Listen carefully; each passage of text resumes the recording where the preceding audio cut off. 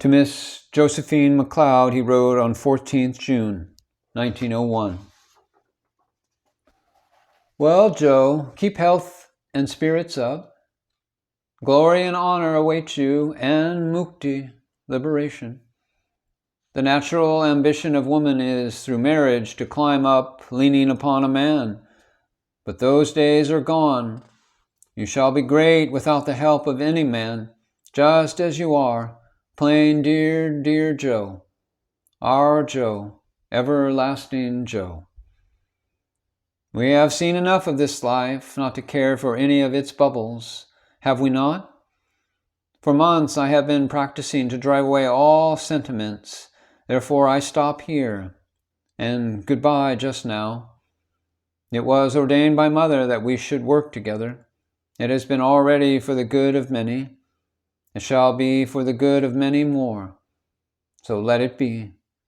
It is useless planning, useless high flights.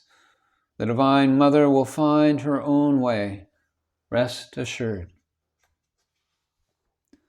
To Mary Hale, on 27th August 1901, he wrote with his usual wit,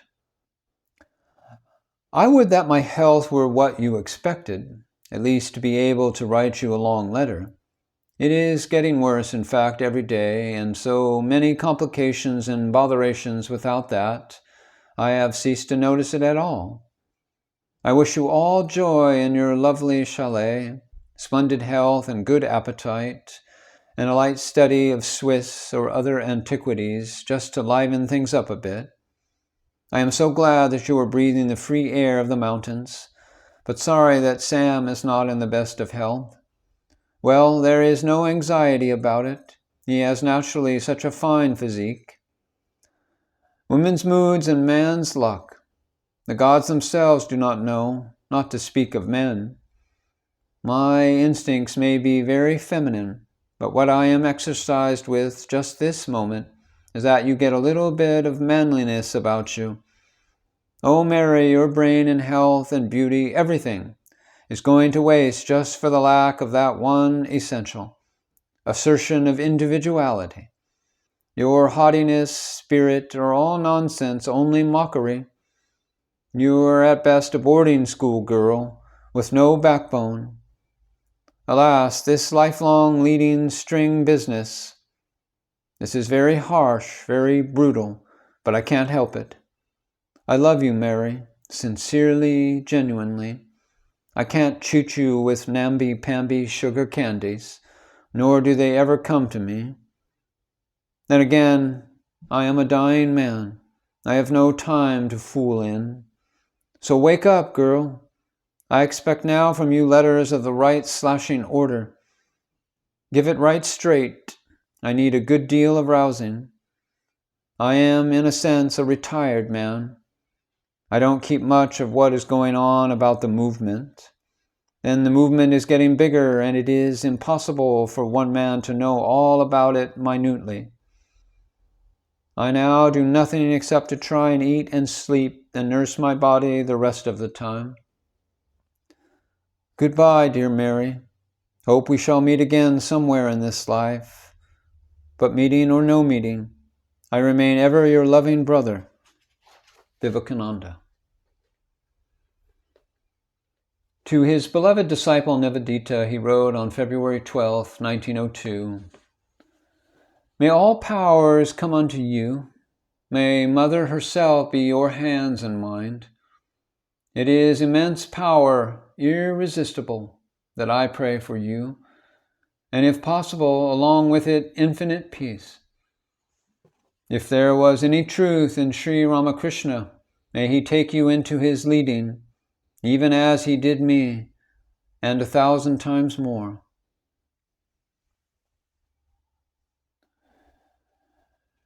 And the Swami, in a letter to Miss MacLeod, said, I can't, even in imagination, pay the immense debt of gratitude I owe you. Wherever you are, you never forget my welfare. And there you are, the only one that bears all my burdens, all my brutal outbursts. The sun, enveloped in a golden radiance, was fast descending to the horizon. The last 2 months of the Swami's life on earth had been full of events foreshadowing the approaching end, yet few had thought the end so near. Soon after his return from Varanasi, the Swami greatly desired to see his sannyasin disciples, and he wrote to them to come to the Belur Mutt, even if only for a short time. Many of his disciples from the distant parts of the world, wrote Sister Devi-The, gathered round the Swami. Ill as he looked, there was none probably who suspected how near the end had come. Yet visits were paid and farewells exchanged that it had needed voyages half round the world to make. More and more the Swami was seen to free himself from all responsibilities, leaving the work to others' hands. He said, "How often does a man ruin his disciples by remaining always with them? When men are once trained, it is essential that their leader leave them, for without his absence they cannot develop themselves. Plants always remain small under a big tree." Yet the near and dear ones thought that he would certainly live 3 or 4 more years. He refused to express any opinion on the question of the day. "I can no more enter into outside affairs. I am already on the way. You may be right, but I cannot enter any more into these matters. I am going down into death." News of the world met with but a faraway rejoinder from him. And on May the 15th, 1902, he wrote to Miss Josephine MacLeod for the last time. "I am somewhat better, but of course far from what I expected. A great idea of quiet has come upon me. I am going to retire for good. No more work for me. If possible, I will revert to my old days of begging. All blessings attend you, Joe. You have been a good angel to me." But it was difficult for him to give up what had been dearer to him than his life, the work.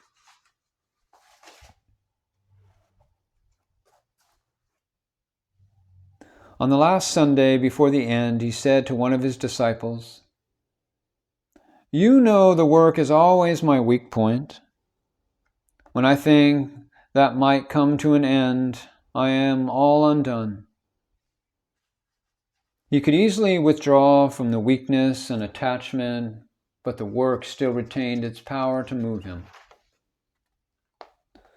Sri Ramakrishna and the Divine Mother preoccupied his mind. He acted as if he were the child of the mother, or the boy playing at the feet of Sri Ramakrishna at Dakshineswar. He said, "A great tapasya and meditation has come upon me, and I am making ready for death." His disciples and spiritual brothers were worried to see his contemplative mood. They remembered the words of Sri Ramakrishna that Naren, after his mission was completed, would merge forever into samadhi, and that he would refuse to live in his physical body if he realized who he was. A brother monk asked him one day quite casually, "Do you know yet who you are?" The unexpected reply, "Yes, I now know." And that awed everyone that was present into silence. No further question was asked, for all remembered the story of the great Nirvikalpa Samadhi of Naren's youth, and how, when it was over, Sri Ramakrishna had said, "Now the Mother has shown you everything, but this realization, like the jewel locked in a box, will be hidden away from you and kept in my custody. I will keep the key with me. Only after you have fulfilled your mission on this earth will the box be unlocked, and you will know everything as you have known now." They also remembered that in the cave of Amarnath in the summer of 1898, he had received the grace of Shiva, not to die till he himself should will to do so. He was looking death in the face, unafraid as it drew near. Everything about the Swami in these days was deliberate and significant. yet none could apprehend its true import. People were deceived by his outer cheerfulness. From the beginning of June, he appeared to be regaining his health.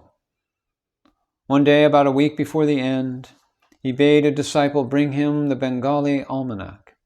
He was seen several times on subsequent days studying the book intently, as if he was undecided about something he wanted to know. After his passing away, the brother monks and disciples realized that he had been debating about the day when he would throw away the mortal body. Ramakrishna, too, had consulted the almanac before his death. 3 days before the Mahasamadhi, Vivekananda pointed out to Swami Premananda a particular spot on the monastery grounds where he wished his body to be cremated. On Wednesday, the Swami fasted, following the orthodox rule. It was the 11th day of the moon. Sister Devi-The came to the monastery to ask him some questions about her school, but he was not interested and referred her to some other swamis. He insisted, however, on serving Devi-The the morning meal.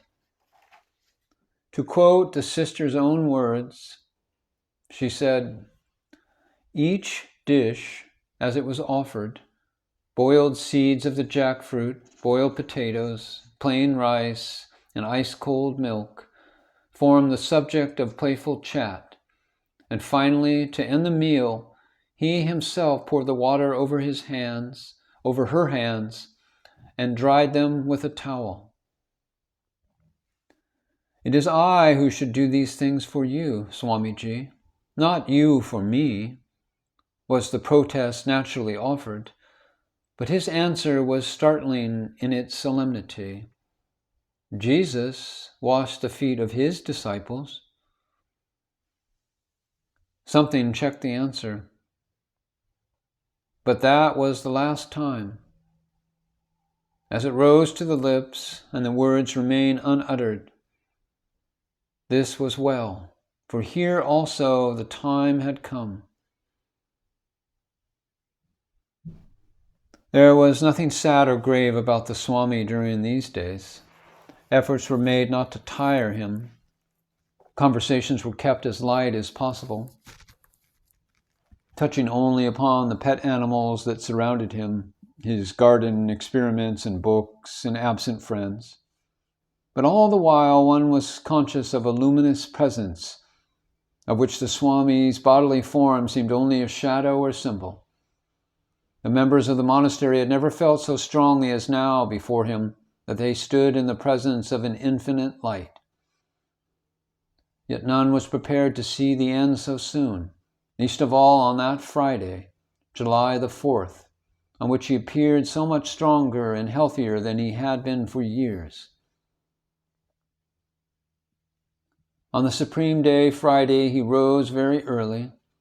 Going to the chapel alone, he shut the windows and bolted the doors, contrary to his habit, and meditated for 3 hours. Ascending the stairs of the shrine, he sang a beautiful song about Kali.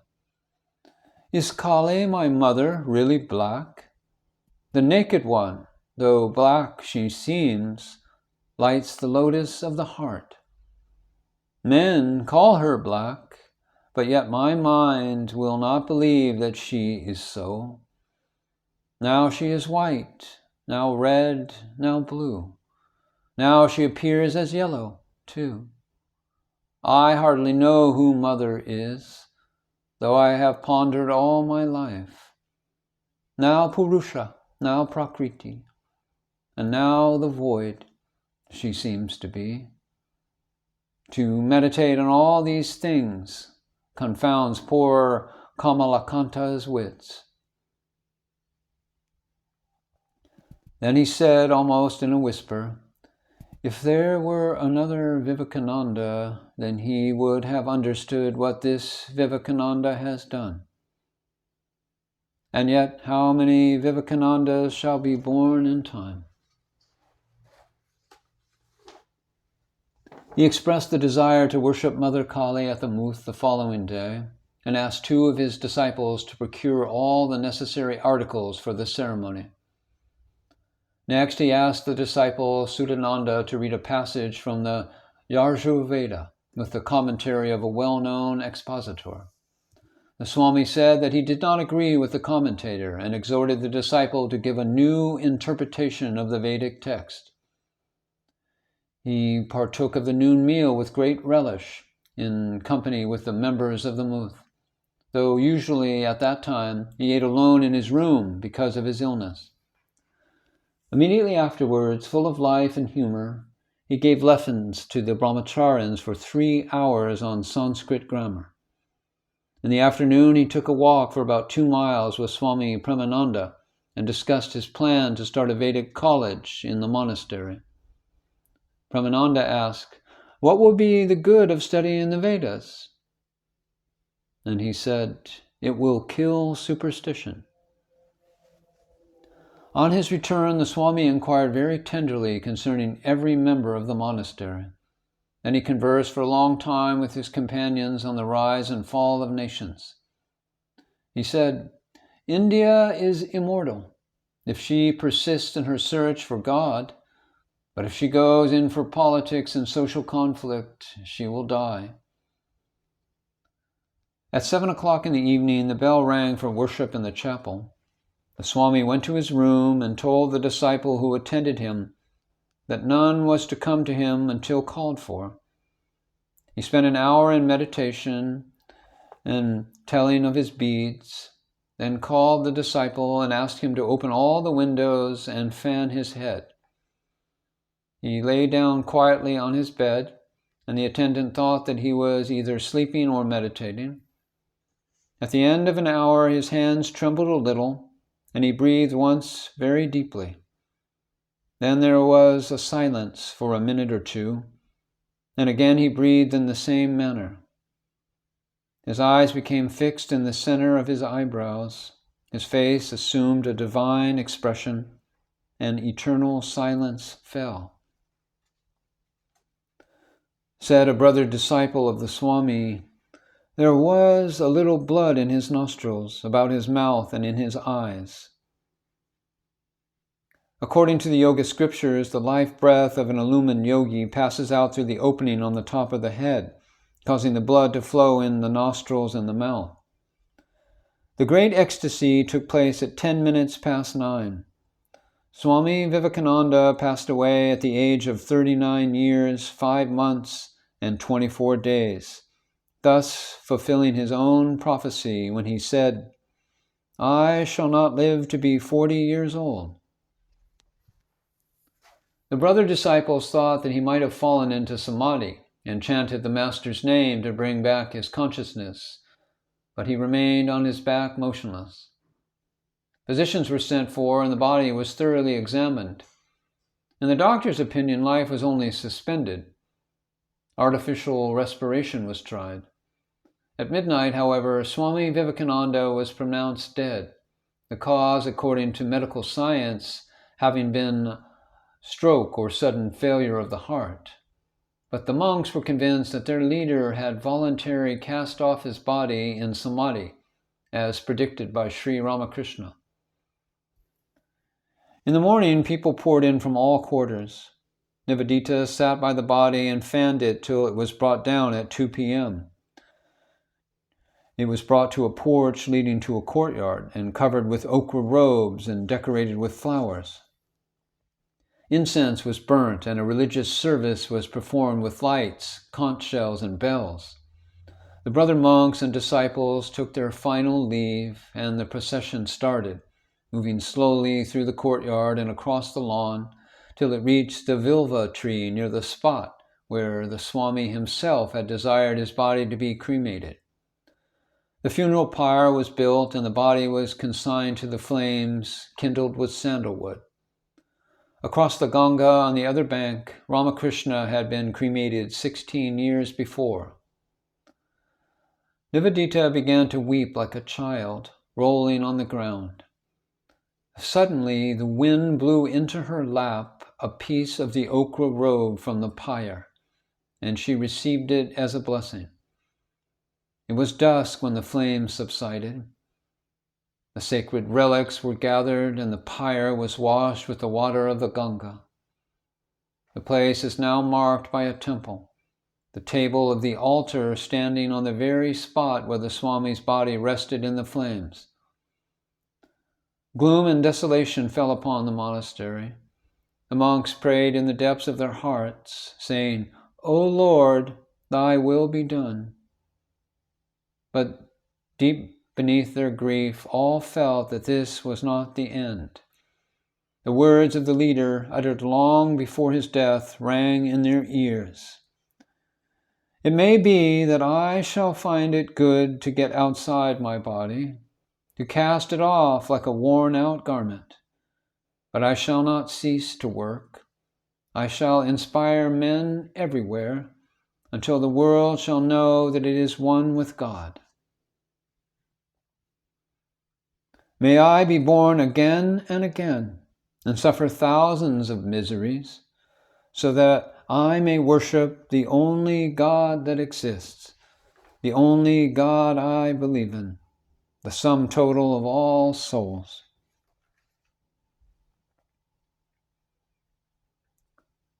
For centuries to come, people everywhere will be inspired by Swami Vivekananda's message when he said, "O man, first realize that you are one with Brahman, Eham Brahmasmi, and then realize that the whole universe is verily the same Brahman, Sarvam Kavidam Brahma."